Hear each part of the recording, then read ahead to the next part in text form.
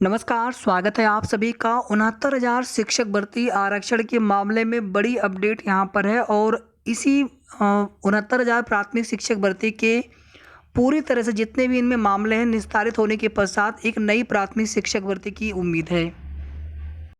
तो यहाँ पर 69,000 शिक्षक भर्ती में आरक्षण पर अभ्यर्थी जितने भी आरक्षण पीड़ित अभ्यर्थी हैं, आप इस वीडियो को पूरा देखिएगा। साथ ही साथ नई प्राथमिक शिक्षक भर्ती के लिए लगातार अभ्यर्थी इंतजार कर रहे हैं कि आखिर सरकार की तरफ से कब तक भर्ती का विज्ञापन जारी किया जाएगा, कब तक प्रोसेस स्टार्ट होगी। आप देखेंगे झारखंड में प्राथमिक जूनियर का मिलाकर के 26,000 पदों पर भर्ती के लिए वहां पर झारखंड टेट जो है कराने की शुरुआत की जा रही है। उसके बाद सुपर टेट वहां पर आएगा। इसी तरह से आप देखेंगे अन्य राज्यों में भी प्राथमिक शिक्षक भर्ती की प्रक्रिया चल रही है, तो उत्तर प्रदेश के अंदर भी आना चाहिए। वीडियो को आप लोग पूरा देखिएगा। और सबसे पहले यहाँ पर हम आपको दिखाते हैं 3 शासनादेश एक के बाद एक जारी हुए थे और इन सभी शासनादेश में 2 शासनादेश में रिक्त पदों का जो विवरण है, डाटा है, वो आज की डेट में मांगा गया है 16 सितंबर तक के लिए। वीडियो को आप सभी प्लीज़ लाइक जरूर कर दिया करें। साथ ही साथ आप सभी शेयर आप कर सकते हैं। साथ ही साथ अगर आपने चैनल को सब्सक्राइब ना किया हो तो सबसे पहले आप सब्सक्राइब कर लें।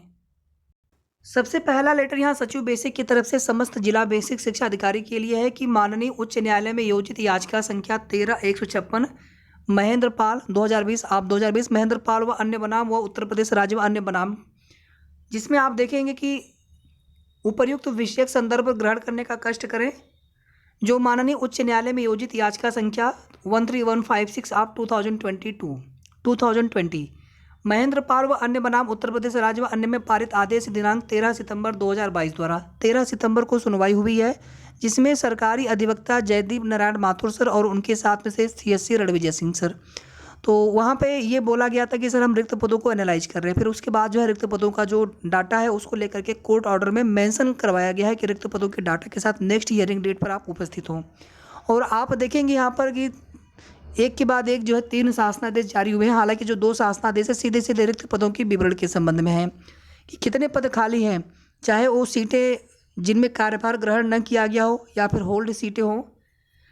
आगे देखिए, इसमें ये आदेश का जो अंश है उसको भी यहाँ पर लिखा गया है कि put this bunch of petitions on 19 सितंबर 2022 to enable mister JN Mathur learned senior advocate assisted by mister Ranvijay Singh learned additional chief standing council appearing for the state to verify as to how many from 69,000 who were appointed have not joined. कितने 69,000 में नियुक्ति हुई, कितने लोगों ने join नहीं किया, ये जो है डाटा उपलब्ध करवाना है। प्रकरण दिनांक 19/9/2022 को माननीय उच्च न्यायालय लखनऊ खंडपीठ में सुनवाई के लिए विचाराधीन है। माननीय उच्च न्यायालय द्वारा पारित आदेश के अनुपालन में कृपया निम्न प्रारूप पर वांछित सूचना दिनांक 16/9/2022 तक यानी आज की डेट में ये डाटा अनिवार्य रूप से मांगा गया था। 69,000 सहायक अध्यापक भर्ती में विज्ञापित पदों की संख्या, कार्यभार ग्रहण करने वाले अभ्यर्थियों की संख्या, न करने वाले जो कार्यभार ग्रहण न करने वाले अभ्यर्थियों की संख्या, अब क्यों नहीं कार्यभार ग्रहण किए हैं, इसके अलावा माननीय न्यायालय या अन्य कारण से विचाराधीन अभ्यर्थियों की संख्या। प्रताप सिंह बघेल, सचिव, उत्तर प्रदेश बेसिक शिक्षा परिषद प्रयागराज। दूसरा यहाँ पर लेटर आप देखेंगे सचिव बेसिक की तरफ से समस्त जिला बेसिक शिक्षा अधिकारी, जिसमें 28 से 2021 और 29 से 2021 2 दिन काउंसलिंग हुई थी। थर्ड लिस्ट जब आई थी 6,696 की।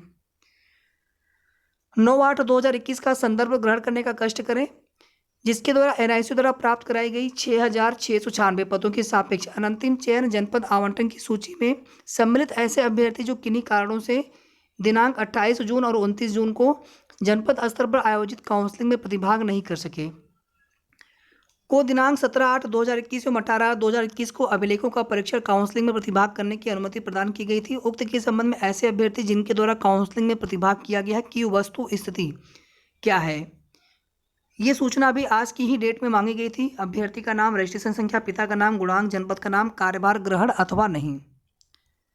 और एक लेटर यहाँ पर और जारी हुआ था, जो मामले हैं कोर्ट में उनको निस्तारित करने के संबंध में। ये लेटर भी 15 सितंबर 2022 का है इन जिलों के लिए। देव प्रताप सिंह विधि परामर्शी, और इसमें जो 19 तक जो है ये मांगा गया है जानकारी। तो ये सभी लेटर जो है 15 सितंबर 2022 को ही जारी किए गए थे। अब इसमें देखिए टोटल कितने खाली पद होंगे ये तो अभी नहीं समझ में आ पा रहा है यहाँ पर, लेकिन यहाँ पर रिक्त पदों का जो है विवरण मांगा गया है 69,000 में। और उसके बाद जो आरक्षण के क्रम में आरक्षण मामले के निस्तारण के क्रम में एक 6800 की सूची जारी की जाती है 5/1/2022 को। हालांकि आप देखेंगे दूसरी तरफ जो है आरक्षण में 27-21 पर या फिर 19,000 सीटों की मांग पर या आरक्षण मामले में याची लाभ के लिए दूसरी तरफ से वे लोग भी लगातार प्रयास कर रहे हैं। देखिए जो भी चीज़ें हैं सारी चीज़ें अगर यहाँ पर देखी जाए निष्कर्ष रूप में तो सरकार जो है अब इस मामले को निस्तारण करना चाहती है और ये भी जानकारी मिली है कि केंद्र सरकार की तरफ से भी राज्य सरकार को निर्देश है कि जल्द जो है इन मामले का निस्तारण किया जाए, फाइनल निस्तारित कर दिया जाए 69,000 शिक्षक भर्ती में।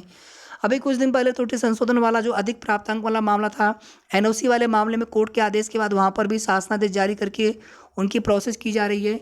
6800 वाला बताने की आवश्यकता नहीं है। जो एनसीबीसी और एससीबीसी की रिपोर्ट है उसको कोर्ट में चैलेंज किया जा रहा है सरकार की तरफ से।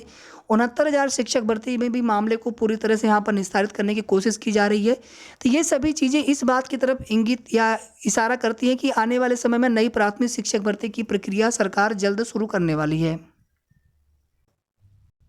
आप देखेंगे इसके पहले भी इस तरह की बयान पूर्व शिक्षा मंत्री जी के द्वारा दिया गया था कि 69,000 शिक्षक भर्ती कंप्लीट होते ही हम लोग नई प्राथमिक शिक्षक भर्ती पर कार्य शुरू करेंगे और जितने उन्हें छात्र शिक्षक संख्या के अनुपात में पदों पर भर्ती करने की आवश्यकता होगी सरकार को उतने ही पदों पर भर्ती करेंगे।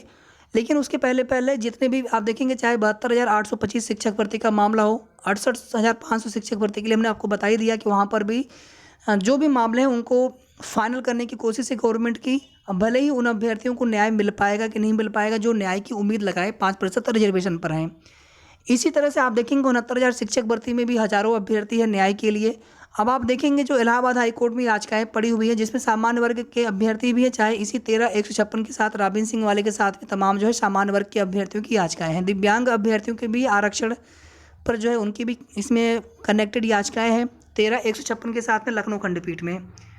तो जो भी 13/156 में आदेश होगा कहीं ना कहीं आप देखेंगे सभी के लिए वो आदेश प्रभावी हो सकता है या प्रभावी होगा।